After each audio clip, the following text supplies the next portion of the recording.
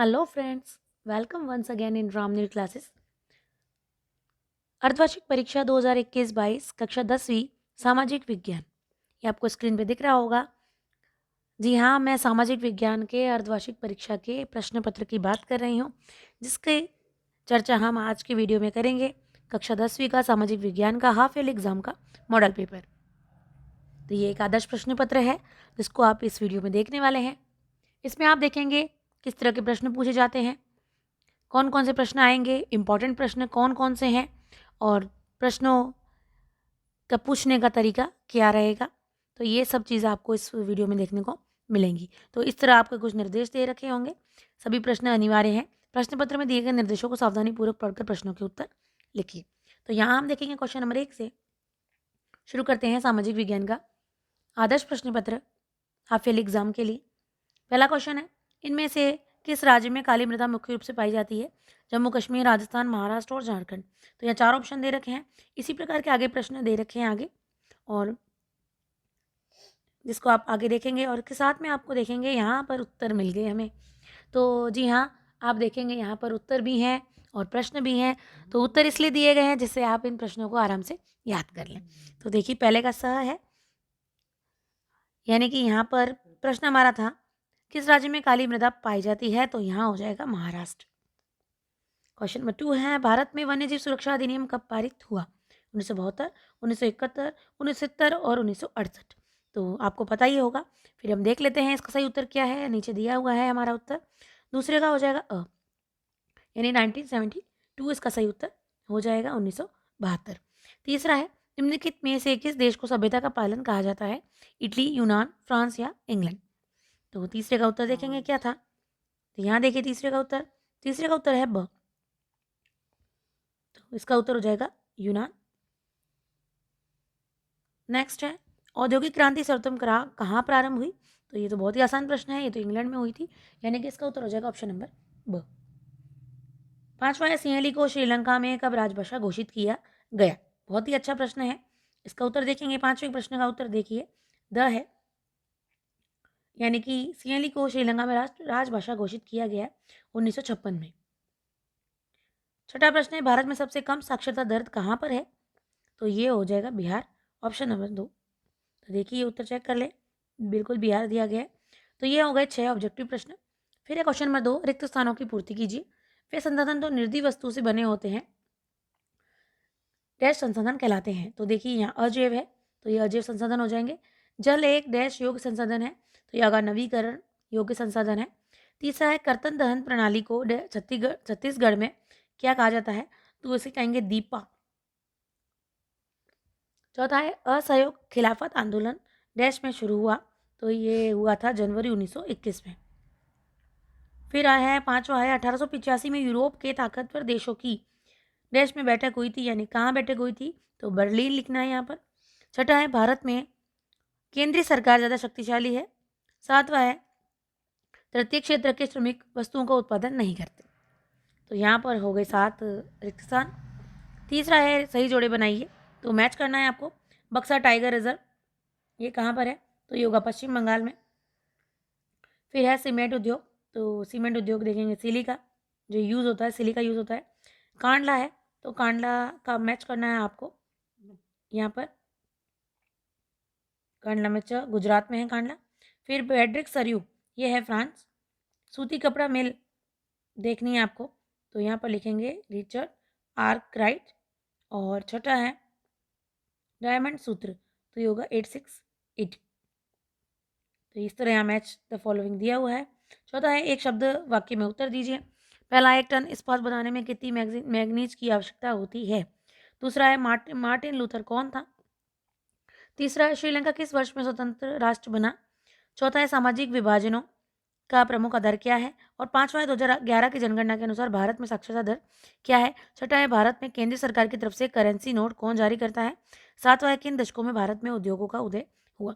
तो देखिए यहाँ पर आपकी सहूलियत के लिए उत्तर भी दे रखे हैं। एक शब्द में उत्तर देने थे या एक वाक्य में, यानी कि 1 टन इस्पात बनाने के लिए कितनी मैग्नीज की आवश्यकता होगी? तो यहाँ लिखेंगे 10 किलो। फिर है, मार्टिन लूथर कौन था? तो धर्म सुधारक था। श्रीलंका किस वर्ष में स्वतंत्र राष्ट्र बना? 1948 में। सामाजिक विभाजनों का प्रमुख आधार क्या है? तो जन। 2011 की जनगणना के अनुसार भारत में साक्षरता दर क्या है? 73%। छठा क्वेश्चन है, भारत में केंद्र सरकार की तरफ से करेंसी नोट कौन जारी करता है? तो रिजर्व बैंक ऑफ इंडिया। किन दशकों में भारत में उद्योगों का उदय हुआ? तो 1950 और 1960 में। 4 प्रश्न हो गए हैं। 5वां देखिए, सत्य और असत्य बताइए। तो यहाँ पर आपके कुल 6 सत्य असत्य के, जिसका भी उत्तर आपको नीचे दिए गए हैं। तो ये तो बहुत खुश होने की बात है, आपको मेहनत कम करनी पड़ेगी इसमें। महात्मा गांधी जनवरी 1915 में भारत लौटे, इससे पहले वे इंग्लैंड में थी। तो ये बिल्कुल गलत बात है, असत्य लिखना है। दूसरा है 2008 में नेपाल संघीय लोकतंत्र गणराज्य बन गया, तो सत्य बात है। तीसरा है, यहाँ पर देखिए 3 करना है या 2 लिखा हुआ है, सामूहिक हित एक व्यापारिक विचार है, असत्य। चौथा हो जाएगा, गरिमा और आज़ादी की चाह ही लोकतंत्र का आधार है, सत्य। 5वां है, क्षेत्रवाद राष्ट्रीय एकता का मूल आधार है, असत्य। क्षेत्रवाद नहीं हो सकता कभी भी राष्ट्रीय एकता का मूल आधार। 6ठा है, हॉलमार्क आभूषणों की गुणवत्ता बनाए रखने वाला प्रमाण है, तो ये हो जाएगा सत्य। तो ये सत्य असत्य के भी आपके कुछ क्वेश्चन आएंगे। तो यहाँ 5 प्रश्न पूरे हो गए हैं। आगे देखते हैं क्वेश्चन नंबर 6। इसके आंसर आपको खुद लिखने होंगे। ये है विकल्पात्मक प्रश्न, यानी इसमें आपको ऑप्शन दिए हैं, 2 ऑप्शन है, आपको दोनों में से कोई एक प्रश्न करना है। 6ठा है, पहाड़ी क्षेत्रों में मृदा अपरदन की रोकथाम के लिए क्या कदम उठाने चाहिए, अथवा मृदा अपरदन से क्या तात्पर्य है? तो ये बहुत इंपॉर्टेंट क्वेश्चन है, मृदा अपरदन से। दोनों प्रश्न ही इंपॉर्टेंट है, दोनों में से कोई भी प्रश्न परीक्षा में आने की संभावना है। 7वां देखिए, रक्षित वन किन किन राज्यों में है, अथवा पारिस्थितिक तंत्र से क्या तात्पर्य है? 8वां जगह, भारत में उगाई जाने वाली प्रमुख रेशेदार फसलें कौन कौन सी हैं, अथवा भारत की एक खाद्य फसल का नाम बताइए जहां यह पैदा की जाती है उन क्षेत्रों का विवरण दे। क्वेश्चन नंबर 9 है, जॉबर कौन थे, अथवा सेठ हुकुमचंद कौन थे? 10वां है, चेप बुक या गुटका से क्या आशय है, अथवा वेलम क्या है? 11वां है, एफ्रो अमेरिकी कौन थे, अथवा टॉमी स्मिथ और जॉन कॉलिस में 2 समानताएं बताइए। 12वां है, आप कैसे कह सकते हैं कि लोकतांत्रिक सरकार वैध होती है, अथवा लोकतंत्र में सबसे बड़ी चिंता क्या होती है? 13वां है, वस्तु विनिमय क्या है, अथवा वे दूसरे स्रोत कौन से हैं जिनसे छोटे किसान कर्ज ले सकते हैं? 14वां है, बहुराष्ट्रीय कंपनियों से आप क्या समझते हैं, अथवा श्रम विभाजन क्या है? 15वां है, एकाधिकार क्या है, अथवा उपभोक्ता शोषण से क्या आशय है? 16वां है, हमें खनिजों के संरक्षण की क्यों आवश्यकता है, अथवा तांबे की उपयोगिता का वर्णन कीजिए और उसके प्रमुख उत्पादक क्षेत्र बताइए।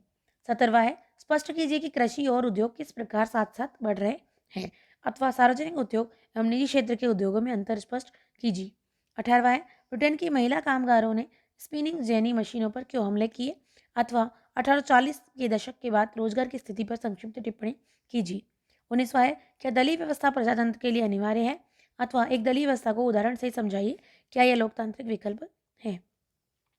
20वां है, भारत के मानचित्र में निम्न को दर्शाइए, बोकारो कोयला उत्पादक क्षेत्र, सोनीपत तेल शोधक कारखाना, प्राकृतिक गैस उत्पादक क्षेत्र और तारापुर अणु विद्युत गृह।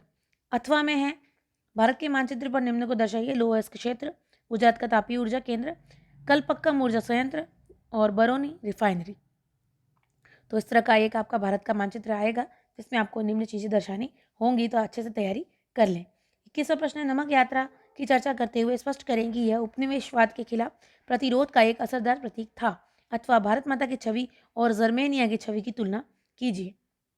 क्वेश्चन नंबर 22 है, भारतीय प्रजातंत्र की सफलता में बाधक प्रमुख तत्वों को लिखिए, अथवा क्षेत्रवाद का राष्ट्रीय एकता पर क्या प्रभाव पड़ता है, लिखिए। 23वां क्वेश्चन है, यहाँ पर देखिए अंतिम प्रश्न है इस पेपर का, भारत में उपभोक्ता आंदोलन की शुरुआत किन कारणों से हुई, इसके विकास के बारे में पता लगाएं, अथवा उपभोक्ताओं के कुछ अधिकारों को बताएं और प्रत्येक अधिकार पर कुछ पंक्ति लिखें। तो यहाँ 23 प्रश्न दिए थे इस पेपर में, जिसकी चर्चा हमने इस वीडियो में की। तो ये था हमारा सामाजिक विज्ञान का प्रश्न पत्र। बहुत ही अच्छे क्वेश्चन दे रखे थे, बहुत इंपॉर्टेंट क्वेश्चन थे। क्लास 10 का सामाजिक विज्ञान का पेपर हमने देख लिया है इस वीडियो में, हाफ ईयरली एग्जाम का। आशा करते हैं आपको वीडियो अच्छा लगा होगा, तो प्लीज़ वीडियो को लाइक ज़रूर करें और दोस्तों के साथ शेयर करें। नेक्स्ट वीडियो के लिए इंतज़ार कीजिए और चैनल पे बने रहिए। धन्यवाद।